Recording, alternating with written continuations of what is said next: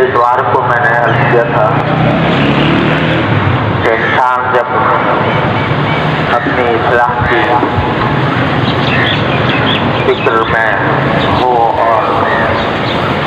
اصلاح کی طرف قدم بڑھائے تو سب سے پہلا کام توبہ، اور توبہ کی جو حقیقت ہے وہ میں پچھلے اتوار کو تین کام، ایک جس گناہ سے توبہ کی جا رہی ہے اس کو فوراً چھوڑ دینا، دوسرے اس پر ندامت کا اظہار کرنا اللہ تعالیٰ کے سامنے، اور تیسرے آئندہ کے لیے پکا ارادہ کہ میں آئندہ کبھی گناہ کا ارتکاب نہیں کروں گا۔ جب یہ تین باتیں ہو جائیں تو اللہ تعالیٰ اپنے فضل و کرم سے سارے گناہ معاف فرما دیتا ہے۔ پچھلے جتنے بھی گناہ انسان سے ہوئے ہوں وہ اللہ تبارک و تعالیٰ معاف فرما دیتا ہے۔ البتہ توبہ کی تکمیل کے لیے یہ بات بھی ضروری ہے کہ جو حقوق اپنے ذمے باقی ہیں ان کو ادا کرنے کا اہتمام کیا جائے۔ یعنی توبہ سے تو یہ ہوا کہ پچھلے گناہ معاف ہو گئے، لیکن ان گناہوں کے نتیجے میں جو حقوق ضائع ہیں، جن کی حق تلفی ہوئی، ان حقوق کو ادا کرنا، ان کی تلافی کرنا، یہ بھی توبہ کا ایک اہم حصہ ہے۔ دوسرے الفاظ میں توبہ سے پچھلے گناہ کو معاف اللہ تعالیٰ کر دیتے ہیں،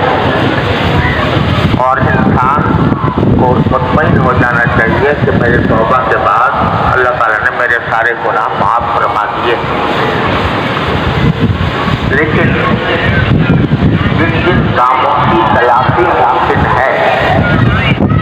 ان کی تلافی کرنا پھر بھی انسان کے ذمہ واجب رہتا ہے، اور ان کی تلافی کے بغیر توبہ مکمل نہیں ہوتی۔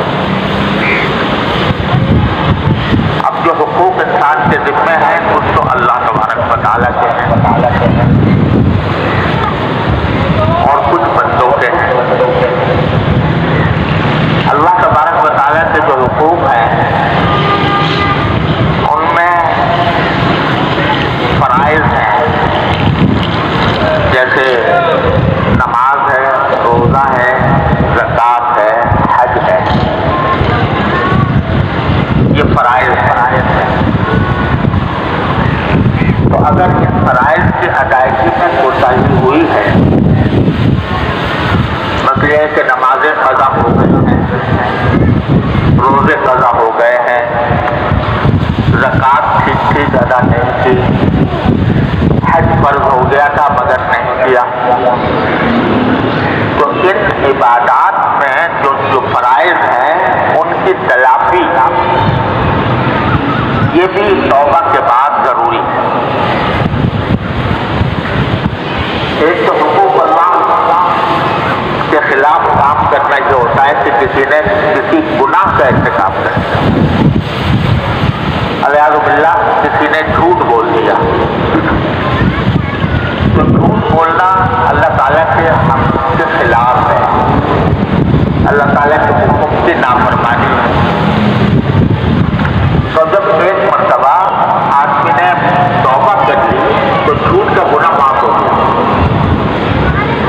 اب اس کی تلافی یہ ہے کہ کسی وقت اپنے اس جھوٹ کی تصحیح کر دے کسی کے سامنے، نہیں موقع ہے تو پھر اللہ تعالیٰ اس کو درگزر بھی فرما دیتے ہیں، معاف بھی فرما دیتے ہیں۔ کسی نے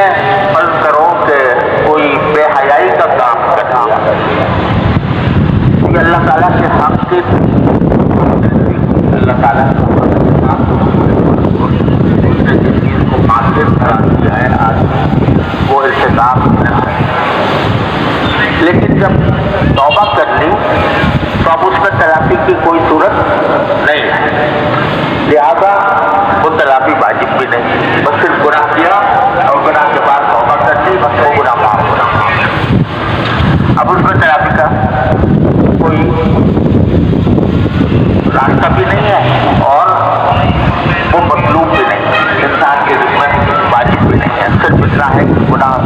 سے توبہ کر لی اور آئندہ کے لیے گناہ سے اجتناب کا پختہ ارادہ کریں۔ لیکن جو فرائض تھے، فرائض کے اندر جو کوتاہی ہوئی اور جو نمازیں قضا ہوئی، جو روزے قضا ہوئے، تو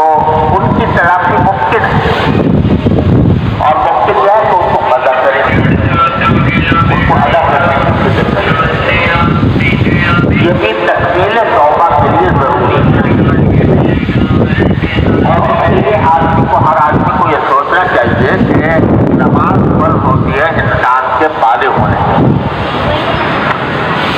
بالغ ہونے سے پہلے نمازیں فرض نہیں۔ اگرچہ حکم یہ ہے کہ بچوں کو بھی رفتہ رفتہ حاجی بنایا جائے، سکھایا جائے۔ حدیث میں ہے کہ جب بچہ 7 سال کی عمر کا ہو جائے تو اس کو نماز سکھاؤ، نماز پڑھاؤ، اور 10 سال کا ہو جائے تو پھر اس کو تنبیہ کے طور پر مار بھی سکتے ہو کہ بھئی تمہیں نماز کیوں نہیں پڑھی،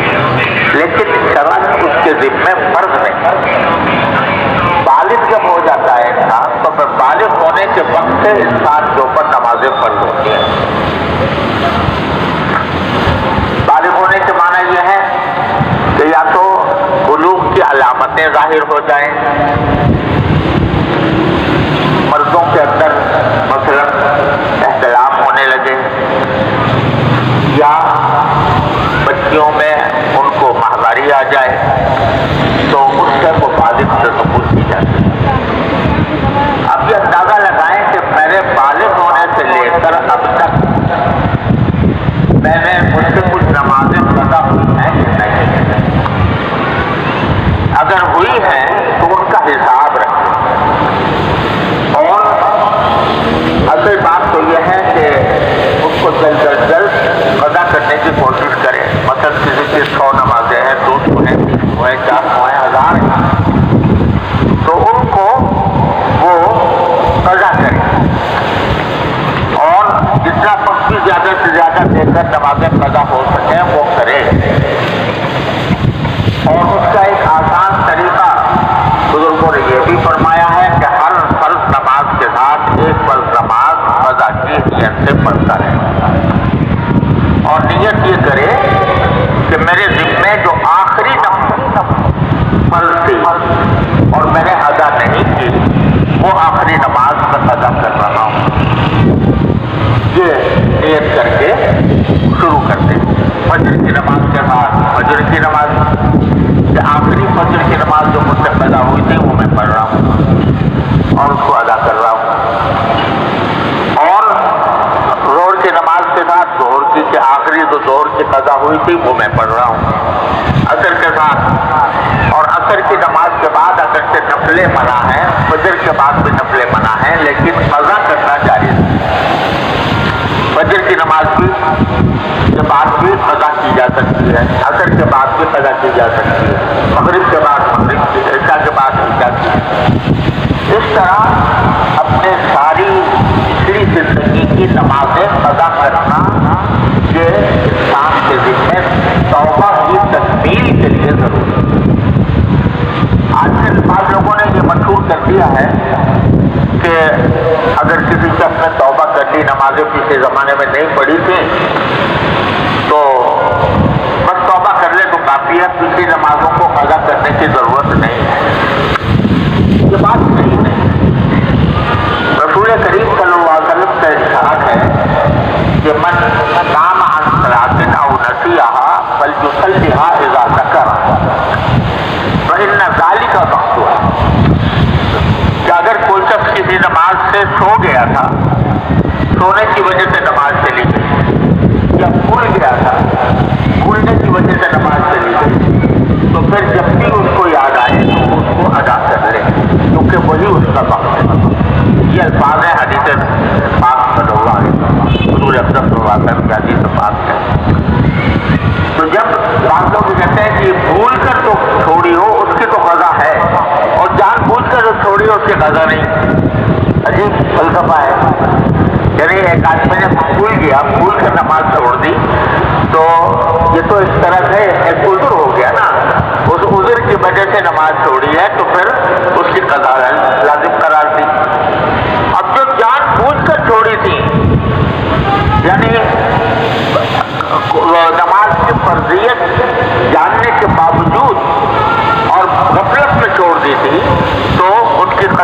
واجب نہیں کیا، بالکل احمقانہ بات ہے۔ اس کی قضا تو اور واجب ہے، اپنی استطاعت کے حد تک ہر روز اپنے نمازوں کے ساتھ ایک نماز اسے قضا کرے، اندازہ لگائے کہ کتنی نمازیں میری قضا ہوئی ہیں، کتنے دنوں کی ہوئی ہیں، اس کا حساب اپنے پاس لکھے اور ساتھ میں یہ وصیت بھی لکھے کہ اگر میں اپنی زندگی میں یہ نمازیں قضا نہ کر سکا تو پھر مجھے میرے ترکے سے اس کے فدیے کی رقم ادا کی جائے۔ یہ وصیت لکھنا بھی ضروری ہے، کیونکہ انسان کا کچھ پتہ نہیں کب موت آ جائے، تو مرنے کے بعد اگر وصیت کم از کم کرتی ہے تو اللہ تعالیٰ کی رحمت سے امید ہے کہ انشاءاللہ وہ معافی ہو جائے گی، لیکن اگر فکر ہی نہیں تھی، بس جو ہو گیا تو ہو گیا، اور اس کے بعد پھر کوئی تک اس کو قضا کرنے کی فکر نہیں تھی، تو پھر وہ گناہ سے بری نہیں ہوگا۔ یہ حال روزوں کا ہے کہ روزے جتنے قضا ہوئے ہیں پچھلے، چاہے وہ عذر سے ہوئے ہوں یا بغیر عذر کے ہوئے، بیماری کی وجہ سے قضا ہو گئے، خواتین اپنی ذاتی کبھی مجبوری کی وجہ سے نماز نہیں پڑھ سکتی، روزہ نہیں رکھ سکتی، تو دوسرے دنوں میں ان کی قضا واجب ہے، اور جو روزے جن کی قضا نہیں ہوئی تو اس کا حساب رکھنا ضروری ہے۔ جتنے روزے میرے ذمہ واجب ہیں میں اپنی زندگی میں ان کو ادا کروں گا، اور جو ادا کرتا جائے اس کو اپنے پاس سے کاٹتا جائے، اور ساتھ میں وصیت لکھ دے کہ اگر میں اپنی زندگی میں ادا نہ کر سکا، میری اس کاپی کے اندر یا اس کاغذ کے اوپر میرے نمازوں کا، روزوں کا حساب لکھا ہوا ہے، اگر میں اپنی زندگی میں ادا نہ کر سکا تو جتنے باقی رہ گئے ہیں تو میں وصیت کرتا ہوں کہ میرے ترکے سے وہ اس کا فدیہ ادا کر دیا جائے۔ یہ بھی تکمیل توبہ کے ضروری ہے۔ زکوٰۃ میں بھی بسا اوقات لوگ جو ہیں وہ بغیر حساب کے زکوٰۃ اگر نکال دیتے ہیں، بس یہ اندازے سے، تخمینے سے، پورا حساب نہیں کرتے، تو اگر زکوٰۃ میں کمی رہ گئی ہے تو اس کا بھی لکھنا ضروری ہے۔ حج فرض ہوا ہے مگر ادا نہیں کر سکا تو اس کا لکھنا بھی ضروری ہے۔ تو تکمیل توبہ کے لیے پہلے تو حقوق اللہ جو ہیں وہ ان کا پورا حساب کرے، اور حساب کر کے ان کو قضا کرنے کی فکر کرے کہ بالغ ہونے کے بعد سے لے کر اب تک میری ذمہ جتنے نمازیں ہیں، جتنے روزے ہیں، ان کی یا قضا کرے، اور جو قضا نہ کر سکے اس کے لیے وصیت کر کے جائے کہ میرے ترکے سے اس کا فدیہ ادا کر دے۔ دوسرا معاملہ ہے حقوق العباد کا۔ وہ حقوق اللہ سے زیادہ سنگین ہے، زیادہ خطرناک ہے، کیونکہ اللہ تبارک و تعالیٰ اپنے حق کو تو اپنی رحمت سے معاف کر دیتے ہیں، توبہ کر کے بھی معاف کر دیتے ہیں، استغفار سے بھی معاف فرما دیتے ہیں، اور بعض اوقات جب اللہ تعالیٰ کی رحمت چاہے تو کسی انسان کے کسی عمل کی بدولت اس کو معاف کر دیتے ہیں۔ کوئی عمل اس سے ایسا ہو گیا اللہ تعالیٰ کی رضا کے مطابق کہ اللہ تعالیٰ نے بغیر توبہ کے معاف کر دیا، بغیر استغفار کے معاف کر دیا۔ ان اللہ یغفر لا یغفر ان یشرک بہ ویغفر ما دون ذلک لمن یشاء۔ شرک کو تو اللہ تعالیٰ بغیر توبہ کے معاف نہیں کرتے، شرک اور کفر کو، لیکن اس کے بعد جتنے بھی گناہ ہیں وہ جس کو چاہتے ہیں باری تعالیٰ معاف فرما دیتے ہیں، اور خاص طور سے توبہ کرنے والے کو تو ضروری معاف کر دیتے ہیں۔ لیکن بندوں کے جو حقوق ہیں، حقوق العباد جس کو کہا جاتا ہے، وہ اللہ تعالیٰ اس وقت تک معاف نہیں فرماتے جب تک کہ وہ بندہ یا تو بندے کو حق ادا کر دیا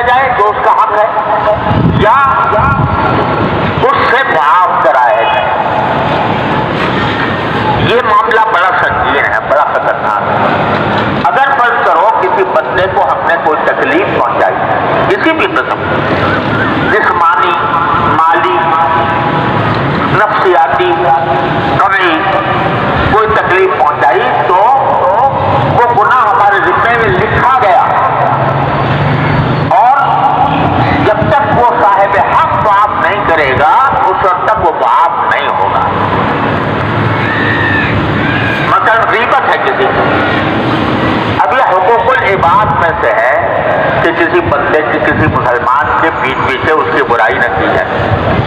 کسی پر الزام لگا دیا, تہمت لگا دی, ایسی تہمت لگا دی جو واقعے کے خلاف ہے. کسی کو کہہ دیا کہ وہ جو ہے وہ رشوت لیتا ہے مثال کے طور پر, حالانکہ بیچارہ نہیں لیتا تھا, اس کی عمر تہمت لگا دی. کسی پر تہمت لگا دی یہ جھوٹا ہے, حالانکہ وہ جھوٹا نہیں تھا. تو یہ تہمت یا الزام لگا دینا یا پیٹ پیچھے اس کی غیبت کرنا یہ حقوق العباد میں داخل ہے, اور یہ اس کی معافی کا کوئی راستہ نہیں ہے سوائے صرف توبہ سے معاف نہیں ہو. یا اللہ میں نے لوگوں کی غیبت کی تھی مجھے معاف کر دے, یا اللہ میں نے لوگوں پر بہتان لگایا تھا معاف کر دے, یا اللہ میں نے کسی کو مارا تھا وہ معاف کر دے, یا اللہ میں نے کسی گالی کو گالی دی تھی معاف کر دے. تو محض اس توبہ کر لینے سے وہ معاف نہیں ہوگا جب تک کہ وہ بندہ جس کا حق مارا گیا ہے وہ معاف ہے. تو یہ بڑی سنگین بات ہے. تو تکمیل توبہ کے لیے, توبہ کی تکمیل کے لیے, توبہ کو مکمل بنانے کے لیے یہ بھی ضروری ہے کہ جن جن بندوں کا حق ہم نے طلب کیا ہے تو ان سے معافی مانگی جائے, یہ بھی ضروری ہے. اور تو اور نبی کریم سرور دو عالم صلی اللہ علیہ وسلم سے بڑا معصوم کون ہوگا. لیکن ایک مرتبہ سرکار دو عالم صلی اللہ علیہ وسلم سے کھڑے ہو کر صحابہ کرام کے مجمع میں یہ کہا کہ بھائی, یہ فرمایا کہ اگر میں مجھ سے کسی شخص کا کی ہم تلفی ہو گئی ہو, کسی کے ساتھ میں نے زیادتی کی ہو, کسی کو میں نے مارا ہو, کسی کو میں نے برا کہا ہو, تو آج میں آپ کے سامنے موجود ہوں, مجھ سے بدلہ لے لو,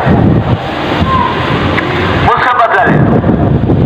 سارے مجمع میں کھڑے ہو کر آپ نے لوگوں سے یہ بات فرمائی. اور ہمیں بھی یہ تاکید فرمائے حدیث میں ہے کہ رسول کریم صلی اللہ علیہ وسلم نے ارشاد فرمایا کہ من کان له مظلمة على اخيه فليتحلله منه اليوم قبل ان لا يكون دینار ولا درہم. کہ اگر تم نے کسی کے ساتھ کوئی زیادتی کی ہے, کسی بھی قسم سے زیادتی, اس کو تم نے برا کہا تھا, اس کو تم نے گالی دی, اس کو تم نے اس کی عزت پر مار ڈالا, بے عزتی کی, تو آج اس سے معاف کروا لو,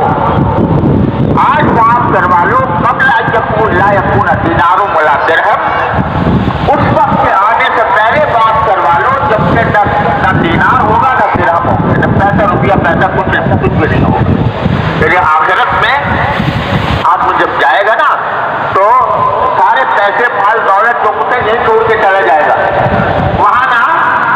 دینار ہوگا نہ درہم ہوگا, نہ روپیہ ہوگا نہ ڈالر ہوگا, نہ پیسہ ہوگا نہ ریال ہوگا. وہاں تو جو کچھ ہوگا وہ نیکیوں کے ذریعے تبادلہ ہوگا. اگر کسی شخص کی آپ سے ہم تلفی کی ہے, کسی بندے کی کسی کو تکلیف پہنچائی ہے کسی بھی قسم کی, تو اس کی نیکیاں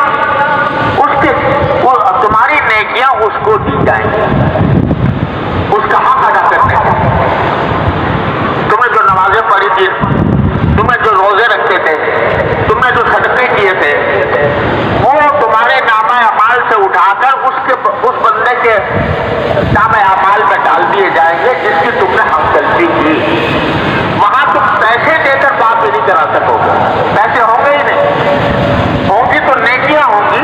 وہ نیکیاں اٹھا کر دے دی جائیں گی اس شخص کو جس کی تم نے ہم تلفی کی. تو فرمایا اس وقت کے آنے سے پہلے آج اپنے آپ کو پاک صاف کر لو, دوسرے سے معافی مانگ کر, دوسرے سے اپنا حق معاف کرا کر آج معافی مانگ لو. اور یہ فرشاد سرکار دو عالم صلی اللہ علیہ وسلم نے خود بھی فرمایا اور عملت کر کے بھی دکھایا کہ صحابہ کرام کے مجمع میں باقاعدہ اعلان کیا کہ اگر کسی کا حق میرے ذمہ ہو تو آج مجھ سے لے لیں. اور ہمارے سارے بزرگ बुजुर्गों का ये मामूल रहा कि वो अल्हम्दुलिल्लाह जब तकमील तौबा करते हैं तो तकमील तौबा में पहले तो अपनी सारी इबादत का हिसाब साफ करते हैं कि जो हमारे ज़िम्मे इबादतें रह गई हैं उसको अदा करने की कोशिश करते हैं। उसके बाद क्या बल्कि उसके साथ ही वो बंदों के हुकूक के बारे में लोगों से रुजू करते हैं, खत लिखते हैं, जिनसे खत लिखकर माफी मांगी जा सकती है उनसे खत, या एक आम खत अपने सारे मिलने जुलने वालों के नाम लिख के भेज दिया, सारे अपने मिलने जुलने वालों के नाम, कि भाई इतने दिनों तक मेरा आपके साथ मामला रहा और बहुत अरसे तक हम एक दूसरे के साथ रहे। इस दौरान अगर मुझसे कोई आपकी हमतलफी हुई हो किसी भी शक्ल में तो आप अल्लाह के लिए उसको माफ कर दें। ये बाकायदा हकीम मोहम्मद मौलाना अशरफ अली साहब का नाम सल्लल्लाहु अलैहि वसल्लम उन्हें पूरा एक रिसाला इस पर लिखा नुज़ुर के नाम, और सारे अपने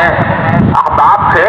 के पास भेजा कि भाई जिसका कोई हक मेरे ज़िम्मे हो तो वो ले ले, अगर माली हक है तो मुझे बताकर ले ले कि भाई आपने फला वक्त पे मेरे मुझसे इतने पैसे लिए थे या आपके इतने पैसे आपके ज़िम्मे वाजिब थे, वो उसकी मुझे सबूत फराहम करके मुझसे ले ले। और अगर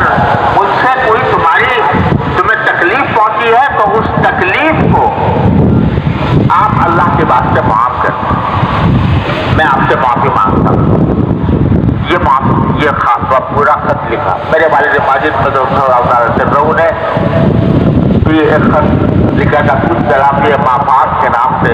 उसको शायद भी किया था कि जिस जिसके हुकूक मेरे ज़िम्मे वाजिब है मैं उनसे माफ़ी मांगता हूँ, आप अल्लाह के खातिर मुझे माफ़ कर दें। तो जब बंदा इस्लाम की तरफ चल रहा हो तो वो एक तो तौबा कर ली, तौबा करने के बाद उसका तौबा की तकमील के लिए ज़रूरी है कि अपने हुकूकुल्लाह भी पूरे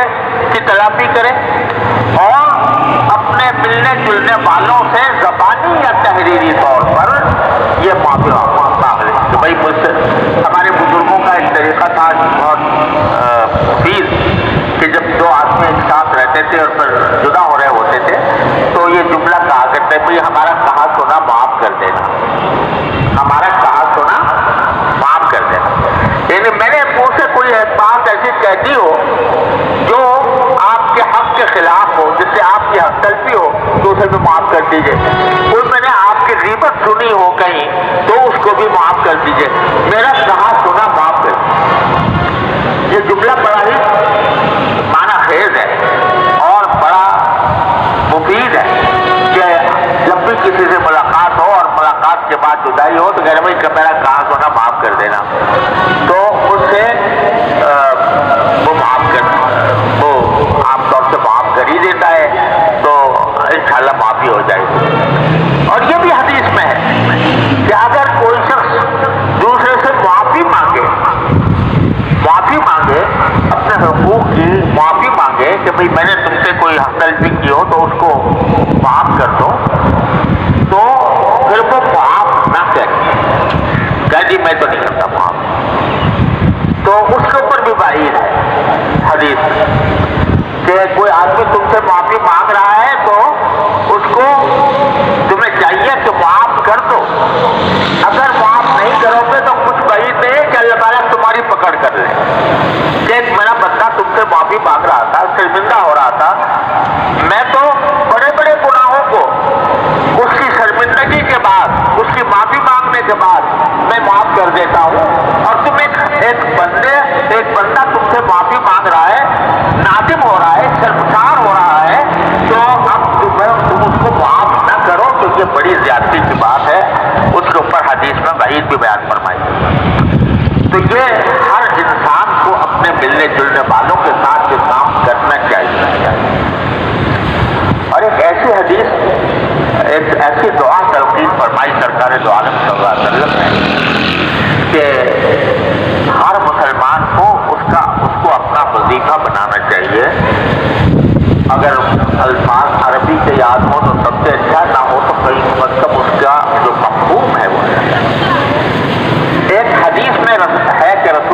صلی اللہ علیہ وسلم نے یہ دعا مانگی یا ایما عبد او امت ایما عبد ظلمت او لعنت او لعنته او ظلمته او لعنته او شتمته فجعلوا له زکاة وقربة تقربه بها الیہ. جس کے معنی یہ ہے کہ یا اللہ تعالیٰ سے دعا کر سرکار دعا ہے کہ اللہ میں نے اگر آپ نے جیسے بچے یا بچی میں نے کوئی ہم تلفی کی اس کو میں نے تکلیف پہنچائی ہو یا اس کو میں نے لعنت کی ہو یا میں نے اس کو گالی دی ہو یا میں نے اس کو برا بھلا کہا ہو تو اللہ میرے اس لعنت اور اس برا بھلا کہنے کو اس کے لیے طہارت کا ذریعہ بنا دیں، پاک کرنے کا ذریعہ بنا دیں اور اس کے لیے اس کو عبادت بنا دیجئے جس کے ذریعے وہ آپ کا تقرب حاصل ہے. تو پہلا کام تو یہ ہے کہ جن کی حق تلفی ہوئی ہے ان سے معافی مانگیں. آپ معافی نامہ